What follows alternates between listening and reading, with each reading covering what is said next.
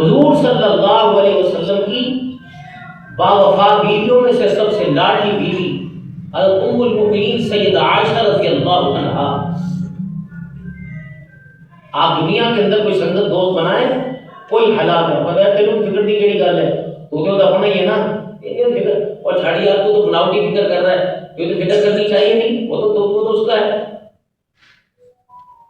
ساری دنیا ترسے ہمیں حضور کا پیا ہوا پانی جھوٹا مل جائے اور حضور سیدہ عائشہ کو اشارے کرے گھر تشریف لائے اما عائشہ کنارہ پیالے کا منہ پہ لگایا ہوا پانی پی آپ نے وہی سے اشارہ کیا عائشہ جی اتنا سا میرے لیے بچا اما نے چھوڑ دیا اور پیالہ منہ پہ لگا کے پیتے پیار کا انداز بتایا پیالہ پکڑا اور کنارے گھمانا شروع کیا. رسول اللہ کیا کرے عائشہ تیرے ہونٹ کہاں لگے ہوئے رسول اللہ ہے فرمایا عائشہ وہی منہ لگا کے پیوں گا جہاں سے تو نے منہ لگا کے پانی پیا. اب بتاؤ جس عورت سے جو عورت نبی کی بیوی بنے مومنوں کی ماں بنے اور نبی اس سے پیار کرے اسے اللہ کے سامنے کھڑے ہونے میں کوئی پریشانی ہو سکتی ہے؟ اور کیا فرما رہے اے عائشہ اللہ کی جرا سے بچیو. سیدہ عائشہ رضی اللہ تعالی عنہا نے معصومیت سے حضور صلی اللہ علیہ وسلم کے چہرے انور کی طرف نگاہ ڈالی اور کہا یا رسول اللہ وہ کیا ہوتی ہے؟ فرمایا عائشہ اللہ کی جرا سے بچیو کا وہ کیا ہوتی ہے؟ فرمایا عائشہ قیامت کا دن ہوگا ہر کوئی اللہ کے سامنے سے گزارا جائے گا نبی ولی غوث قطب ابدال بڑے چھوٹے دیندار دنیا دار نیکوکار سارے اللہ کے سامنے سے گزریں گے. عائشہ تو بھی اللہ کے سامنے سے گزری گی جب گزرے گی تو خیال کرنا جس کسی کو اللہ نے گزرتے ہوئے اپنے سامنے کھڑا کر لیا اور اسے کھڑا کر کے پوچھ لیا یہ کام کیوں کیا تھا قسم ہے اس رب کی جس کے قبضے میں میری جان ہے جان چھڑانی مشکل ہو جائے گی. بات یہاں ختم نہیں ہوئی اتنا کہہ دیتے مصلی سنبھالنے کے لیے تسبیحات میں پکڑا دیتے. پھر آپ نے فرمایا اے عائشہ تو چاہتی ہے کہ جنت میں تو میں اکٹھے چلے جائیں جنت میں اس حالت کے اندر جائیں کہ تیرا ہاتھ میرے ہاتھ کے اندر ہو. ام المؤمنین سیدہ عائشہ مسکرانے لگ گئیں کہ اللہ کے رسول میری یہ چاہت ہے کہ آپ کا ہاتھ میرے ہاتھ میں ہو جنت میں اکٹھے جائیں. فرمایا عائشہ پھر اگر جنت میں میرے ساتھ جانا چاہتی ہے تین باتوں کا خیال کرنا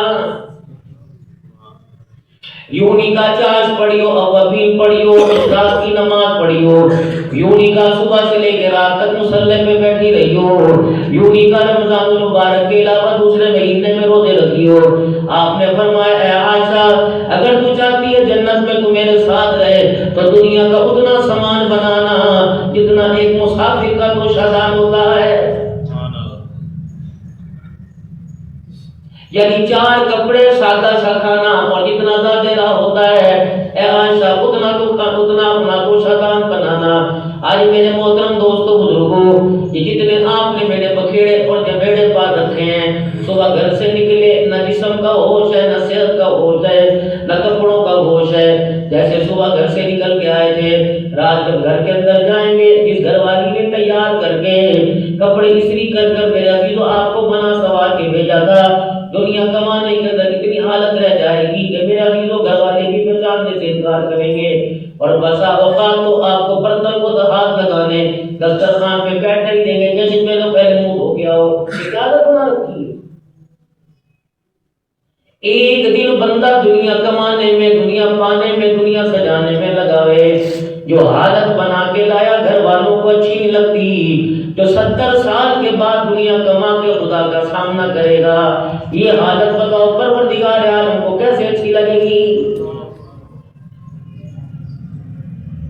یا ایھا الذین آمنوا کلوا من طیبات ما رزقناکم او لوگو جو ایمان لائے ہو پاکیزہ رزق میں سے اللہ نے تمہیں عطا فرمایا یہ اللہ کی نعمت ہے. مکان بنانا دکان بنانا کاروبار کرنا اچھا موبائل لینا اچھی گاڑی استعمال کرنا اچھے سے اچھا کھانا اگر ان سارے کے سارے میرے عزیزو معاملات کے اندر 5 وقت کی نماز کا سجدہ یاد ہے حرام حلال کی تمیز یاد ہے جھوٹ سچ کا پتہ یاد ہے اچھے برے کا پتہ یاد ہے اپنے برائے کی خبر یاد ہے ان سارے معاملات میں اللہ کا ڈر ہے تو رب اکبر کی قسم ہے ایسا مکان بنانا، ایسی دکان بنانا، ایسا کھانا، ایسا پہننا، میرے عزیزو اس کے اندر کوئی گناہ نہیں۔ اللہ کہتے ہیں میرا بندہ کلوا من طیبات ما رزقناکم، جو میں نے تجھے اپنے خزانوں سے عطا فرمایا پاکیزہ رزق تھا،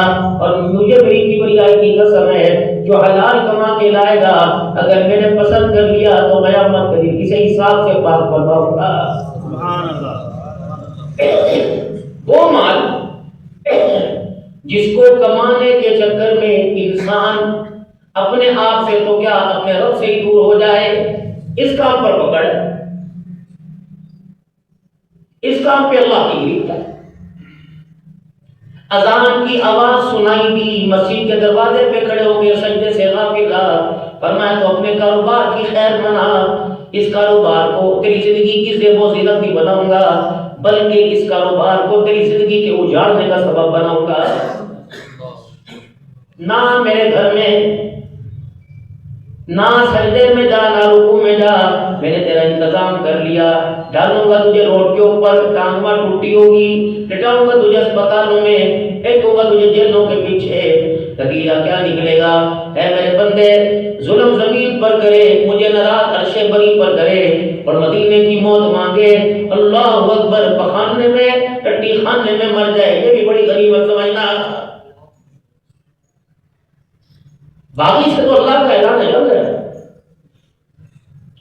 خبردار تجھے مدینے کی خوشبو ملے یا نہ ملے، خبردار تجھے خوشبو عنبر گلاب کی طرح ملے نہ ملے، اپنے لباس میں، اپنے جسم میں، اپنے وجود میں، اپنے معدے میں خبردار حرام کی، سود کی، کسی کے کھانے کی بدبو نہ آنے دینا۔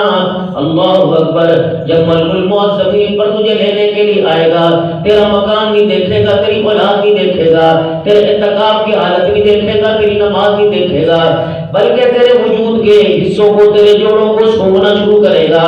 اگر ایمان کی، قرآن کی، نماز کی خوشبو آئے گی پھر تجھے کہے گا تیرا جانا مبارک ہو، ایسے لے کے جائیں گے جیسے گلاب کے پھولوں کو لے کے جاتے ہیں۔ اور اگر تیرے جسم سے نماز کی خوشبو نہ آئی، بدکاری کی، بے حیائی کی، سود کی بو آئی تو کہیں گے خدا کی لعنت ہو تیرے پر، تیرا جانا نہ مبارک ہو۔ اللہ اکبر، اللہ کا حکم نہ ہوتا میں تجھے ہاتھ ہی نہ لگاتا۔ پھر یوں آسمان کی طرف لے کے جاتے بدکار روح کو، دربار کہتا ہے کس گندی روح کو لے آئے ہو؟ وہ کہتے ہیں اللہ کا باغی ہے، ابھی نیچے پھینکو، اوپر کس میں سے لے کے آئے؟ اب آپ بتائیں ہم کون سی سب کے اندر قیامت کے دن کھڑے ہوں گے؟ فرمایا ہے عائشہ اگر تو چاہتی ہے جنت میں تو میرے ساتھ رہے، دنیا کا سامان اتنا بنائیو جتنا مسافر کا تو شدان ہے۔ اے عائشہ اگر چاہتی ہے جنت کے اندر تو میرے ساتھ رہے تو اپنے آپ کو مالداروں سے دور رکھنا۔ حضور کی ایک دعا ہے، مولوں کو کہتا ہے ان کو سنائے کرو، آپ سناتے ہوں گے اللہم احینی مسکینا وامیتنی مسکینا، اے اللہ مجھے غریبوں میں رکھنا، اے اللہ مجھے مسکینوں میں رکھنا۔ نبی ختم نبوت کا تاجدار، سارے نبیوں کا سردار، معراج کا دولہا، اللہم احینی مسکینا، اے اللہ مجھے مسکینوں میں رکھنا، وامیتنی مسکینا، میرا جنازہ بھی مسکینوں میں اٹھانا، واحشرنی، اللہ قیامت کے دن میں تو میرا حشر ہوگا فی زمرۃ المساکین، اللہ قیامت کے دن مجھے غریبوں میں کھڑا کرنا۔ یا غریب خودکشی کر دے؟ فرمایا مجھے پسند ہے کہ ایک دن میں کھانا کھاؤں، ایک دن کھاتا کروں۔ آج میرے عزیزو کمرے کے ڈرائنگ روم کی اچھی حالت نے میرے عزیزو یہ آپ جو خاک بھپل ہو رہے صبح سے لے کر شام تک افطاری کی دکان پہ سہری بھی، اگر یہ کمائی آپ کی بیوی کے ہاتھ میں آ گئی تو گھر کا کچن سجانے میں، بیڈ روم اور پردے اور ڈرائنگ روم سجانے میں، لوگ ایسے پچھلے سال پردے تھے، خالہ آئے گی، چاچی آئے گی، تیری بہنیں آئیں گی، میرے کون سا ماں باپ آئیں گے، تیرے پہ آئیں گے، کیا کہیں گے ہماری باپی نے گھر کے یار بنا رکھی، دے پیسے، اسے ترس نہیں آئے گا۔ پھر عزیزوں جیسے بچے پانی کا نل کھلا چھوڑ کے چلے جاتے ہیں، پانی بہتا رہتا ہے، ان کے ہاتھوں میں کمائی گئی ہے ضائع کرنے کی، تو ڈسپلن ہونا چاہیے۔ ہدیے کی چادر آئی مدنی کریم صلی اللہ علیہ وسلم کی خدمت میں، اما عائشہ رضی اللہ تعالی عنہا کو کوئی پڑوسن چادر دے کے چلی گئی۔ اور پھولدار چادر تھی۔ اما عائشہ رضی اللہ عنہا نے اپنے گھر کے چار چفیرے دیکھا، حضور صلی اللہ علیہ وسلم سے کہ آپ صلی اللہ علیہ وسلم کے بستر سے بہتر جگہ نظر ہی نہیں آئی، وہ پھولدار چادر حضور کے بستر پہ بچھا دی۔ حجرے مبارک کا دروازہ کھلا، آپ کے آنے کا وقت ہوا، آپ اندر تشریف لائے، گھر کا پردہ ہٹایا، سامنے پھولدار چادر بستر پہ نظر پڑی، فرمایا عائشہ یہ پھولدار چادر کہاں سے آئی؟ میں تو ایسا بستر نہیں چھوڑ کے گیا تھا، پڑوسن دے کے گئی تھی، ہدیے کی آپ کے بستر پہ بچھا دی۔ اللہ اکبر۔ اماں کہتی اتنا کہنا تھا، میرے دیکھا حضور کی آنکھیں آنسوں سے گیلی ہو گئی اور آنسو نکلے۔ ایک جملہ فرمایا عائشہ میں کوئی بادشاہ تھوڑی ہوں، میں تو اللہ کا نبی ہوں، اور اللہ کا نبی کا پھولوں کی چادر سے کیا واسطہ ہے؟ اماں کہتی ہیں جب تک میں نے پھولوں کی چادر والی چادر نہیں اٹھائی، اللہ کے نبی نے بستر پہ بیٹھ کے نہیں دیکھا ہے۔ ایک سفر سے تشریف لائے، کچھ عرصے کے بعد واپس آئے، سیدہ فاطمہ الزہرا حضور کی عادت شریفہ کی، اما فاطمہ کا مکان ایک ہی تو حجرہ تھا، ادھر بیٹی کا دروازہ ادھر گھر کا دروازہ۔ جب آپ سفر پہ جاتے تو بیٹی سے مل کے جاتے، آتے تو مسجد سے ہو کے بیٹی سے مل کے آتے۔ حضرت حسن حسین رضی اللہ تعالیٰ عنہ کو چاندی کے کنگن پہنا دیے۔ اماں جان نے گھر کا پیمن والا پردہ اتار کر کے آج میرے ابا آئیں گے، ایک سادہ سی چادر بچھا دی، پھول ہوا، اور خود اماں جان نے میرے عزیزو ہار پہن لیا، حضرت نے ایک ہی ہار بنا کے دیا۔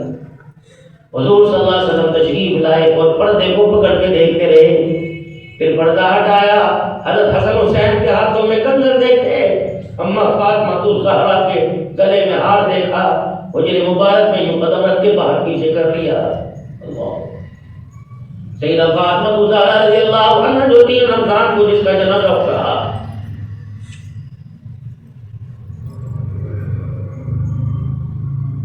ابا کو دیکھے ابا کیا بات ہے، اور میں بیٹی تیرے گھر کی دہلیز کو بھی امیری نے پار کر لیا، اب دنیا کا مال اور اللہ کا نبی ایک جگہ نہیں رہ سکتے، اتنا کا گھر سے واپس آئے۔ صحابہ کہتے مسجد نبی میں آ کے بیٹھ گئے، اب دیدہ ہو رہے اور روتے جا رہے، خاموش، کس کی جرأت نہیں حضور سے سوال کرے۔ حضرت علی رضی اللہ تعالیٰ عنہ تشریف لائے، سیدہ فاطمہ الزہرا کو روتے دیکھا، کیا ہوا؟